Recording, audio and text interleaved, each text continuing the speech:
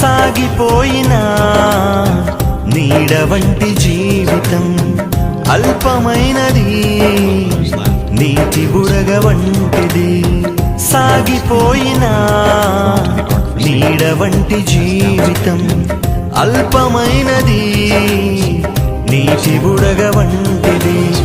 తెరచి ఉంది తీర్పు ద్వారం మార్పులేని వారి కోసం.